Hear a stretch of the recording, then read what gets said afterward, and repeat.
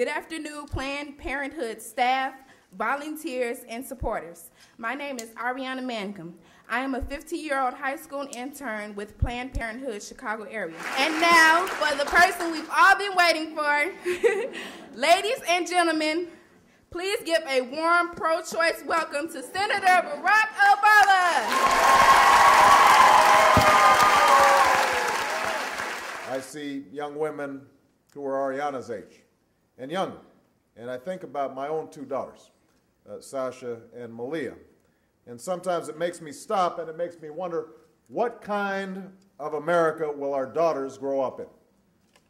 What kind of America will our daughters grow up in? Will our daughters grow up with the same opportunities as our sons?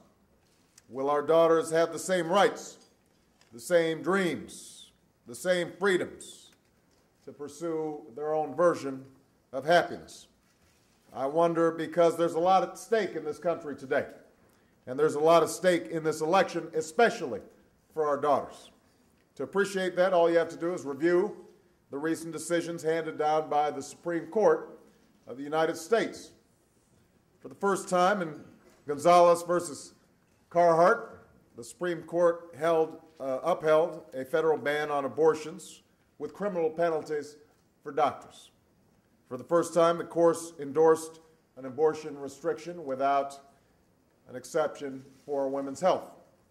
The decision presumed that the health of women is best protected by the court, not by doctors and not by the woman herself. That presumption is wrong. The only thing more disturbing than the decision was the rationale of the majority. Without any hard evidence, Justice Kennedy proclaimed it is self-evident that a woman would regret her choice. He cited medical uncertainty about the need to protect the health of pregnant women, even though the American College of Obstetricians and Gynecologists found no such uncertainty. Justice Kennedy knows many things. My understanding is he does not know how to be a doctor.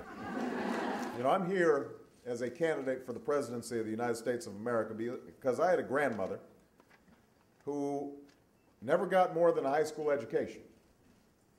But she worked on a bomber assembly line. She was Rosie the Riveter. And then went to work after she and my grandfather had married and her daughter had been born. She went to work as a secretary and worked her way up to become vice president of a bank, the same bank where she started as a secretary, and ended up being the financial rock for our entire family.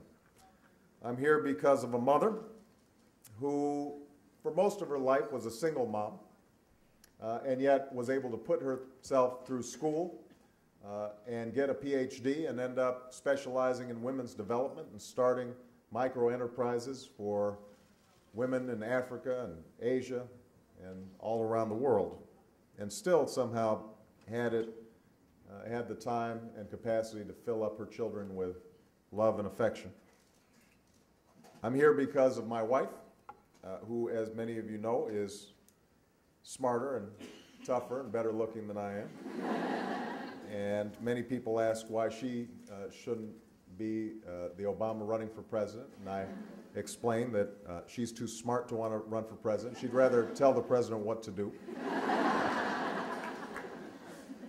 But most of all, I'm here as a candidate because there are these two little girls that I try to tuck in every night.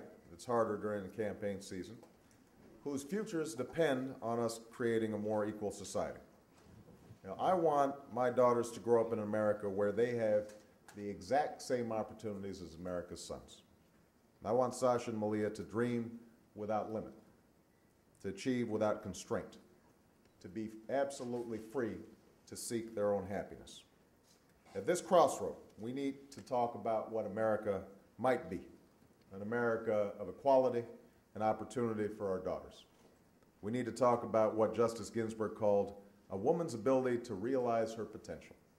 Because when we argue big, we win. I am convinced of that.